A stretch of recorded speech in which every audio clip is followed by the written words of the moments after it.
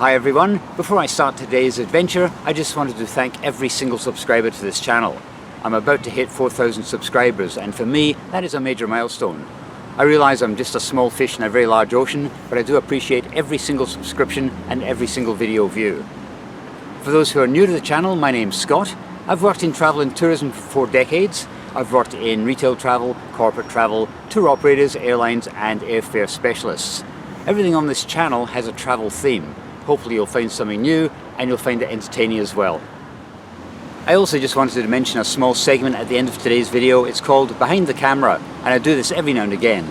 It includes footage which isn't included in the main video feature, or it shows the trials and tribulations of being a YouTube content provider. Anyway, I was here about a year and a half ago, and I was travelling by train from Glasgow to Edinburgh, up to the Forth Bridge, to Dundee, where I am now, to Aberdeen and then on to Inverness. I was here in Dundee for about an hour and a half, and during that window of opportunity I planned to go and visit the Victoria and Albert Museum, the V&A Museum. Unfortunately, when I arrived there was a fire alarm and the place was evacuated. Can you imagine my disappointment? Well, that disappointment seemed to annoy someone, and one person actually gave me a fairly rude bit of feedback. Now 99.9% of what I receive is friendly and positive. It is a form of social media, YouTube, so you do expect all extremes, and that particular comment wasn't extreme. It was a bit of a rant that went for about 20 lines. Anyway, he suggested that I was and the next time I come to Dundee I should get off my fat and get here a little earlier. So for you, Russ, I got off my nice and early this morning, and I'm here in plenty of time with my ticket booked. So, Russ, this is for you.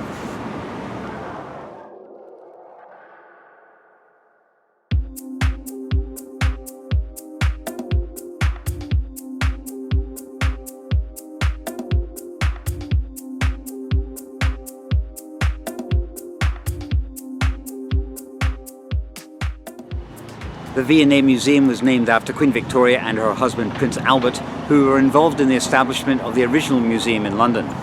Dundee's V&A was opened in 2018. So what is the V&A Museum? It's a design museum. Entry is free, but there is a charge for special exhibitions such as the Night Fever Designing Club Culture exhibition, which is what you and I are going to see shortly. It's going to bring back some great memories for me. Back in the day when I lived in Sydney, Australia, every Saturday night I would go to the Marconi Club in Sydney's western suburbs. I would strut onto that dance floor, I would get down, and then I'd get back up again and keep a low profile for the rest of the evening. I'm looking forward to this.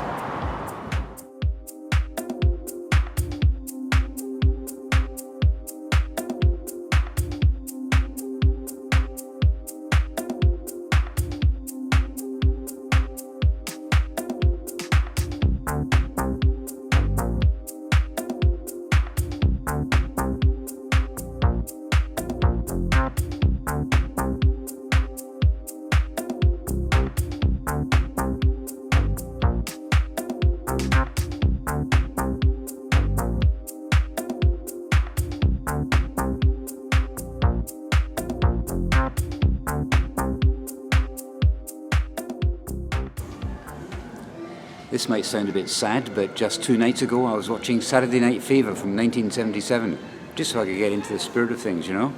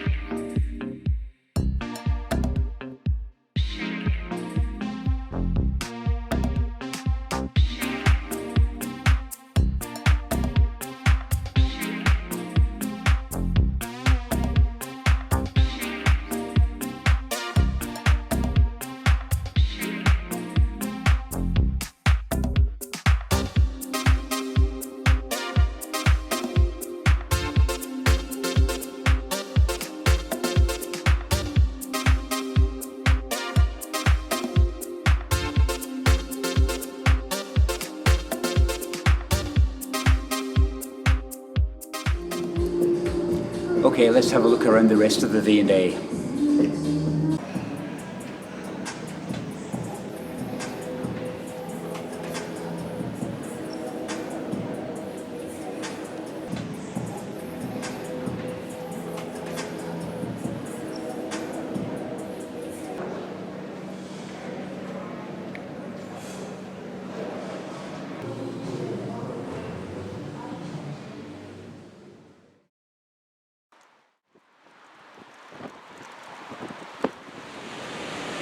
So did I enjoy the V&A Museum? Yes, I did. Thoroughly enjoyed it. It brought back some great memories. Would I recommend it? I certainly would.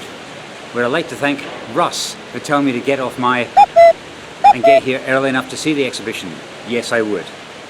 Now you may have noticed while I was in the V&A Museum, I didn't actually record any of the sound within the exhibition itself. It's about dance culture, and with all that music blaring, I didn't really want to fall foul of YouTube's copyright rules. Which is leading on nicely to the next part of this video, which is to do with the curse of the copyright. So on this little segment, it's called Behind the Camera, the Trials and Tribulations of Being a YouTube Content Provider. Thanks very much for letting me reach 4,000 subscribers. I really do appreciate it, and I'll see you next time. Hi everyone. Many years ago, when I first discovered YouTube, I would video local events and upload them for the world to see. The channel was not monetized, as it was a labour of love. I remember filming a pyrotechnic display and didn't give any thought of the music in the background. This fell into breach of YouTube's copyright rules. My argument was the pyrotechnics were the subject of the video and not the music, but because the 2-minute display had the majority of the track in the background, it broke the rules.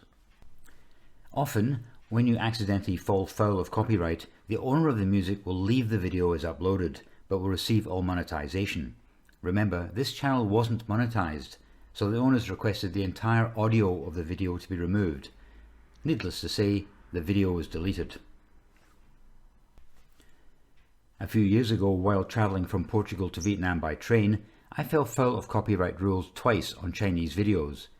On both occasions, the music was from Chinese musicians, and despite following all rules, they were still flagged as breached. Because Planes, Trains, Everything is a monetized channel, they were happy for me to keep the music, but they were happy to take all monetization.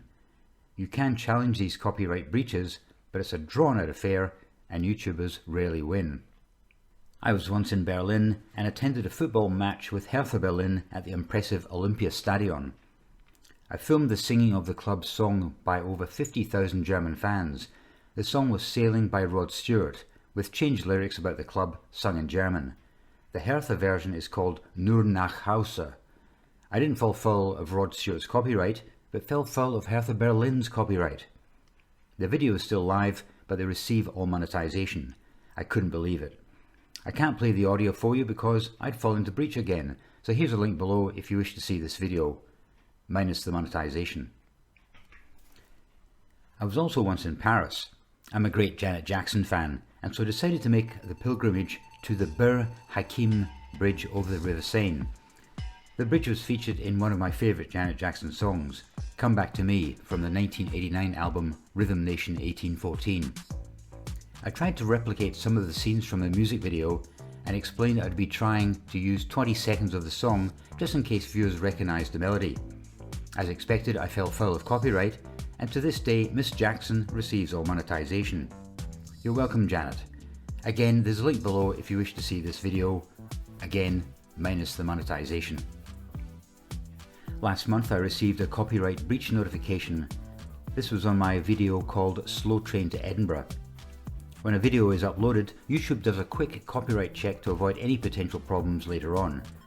YouTube gave the video the green light, but surprisingly the song was flagged 3 months after being uploaded. Despite 4 lines of acknowledgements and links as part of the agreement in using the track, it was still in breach of copyright. Before I had a chance to really think about what I was going to do, I received another update 24 hours later to say the copyright claim had been lifted. Avoiding copyright claims can be a nightmare. YouTube tries to promote its own copyright-free library, but much of the music is pretty dire. I'm using a YouTube musical piece in the background of this video called Modern Time by Anjone. I'll leave a link below so you can enjoy the catalogue for yourself. Some YouTube content providers use music libraries such as Epidemic Sound.